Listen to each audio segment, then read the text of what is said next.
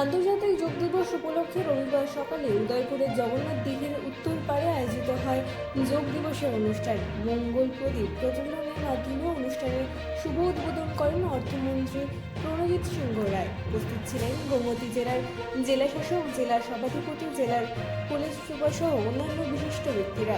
উদ্বোধনী পর্ব শেষে শুরু হয় যোগাভ্যাস কর্মসূচি। তবে এই অনুষ্ঠানকে ঘিরে বিতর্কের সৃষ্টি হয়েছে সংবাদ মাধ্যমের একাংশকে বঞ্চিত করার অভিযোগ অনুষ্ঠান কভার করার জন্য তথ্য এবং সংস্কৃতি দপ্তরের পক্ষ থেকে আমন্ত্রণ জানানো হলেও অনুষ্ঠানে উপস্থিত সংবাদকর্মীদের ন্যূনতম পানীয় জল বা অন্যান্য কোনো ব্যবস্থাও রাখা হয়নি। একই সঙ্গে ক্রীড়া দপ্তরের পক্ষ থেকে বিতরণ করার টি-শার্টও সংবাদ মাধ্যমের প্রতিনিধিদের দেওয়া হয়নি বলেই অভিযোগ। এ নিয়ে তথ্য এবং সংস্কৃতি দপ্তরের আধিকারিক টিঙ্কু বিশ্বাসের বিরুদ্ধে ক্ষোভ প্রকাশ করেন সংবাদ মাধ্যমের একাংশ।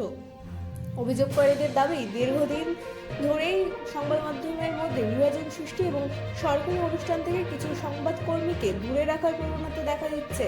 যোগ দিবসের মতো একটি গুরুত্বপূর্ণ অনুষ্ঠানেও সেই মানসিকতার প্রতিফলন ঘটেছে বলে অভিযোগ ওঠে। ঘটনাকে কেন্দ্র করে সংবাদ মাধ্যমের একাংশের মধ্যে তীব্র অসন্তোষ সৃষ্টি হচ্ছে।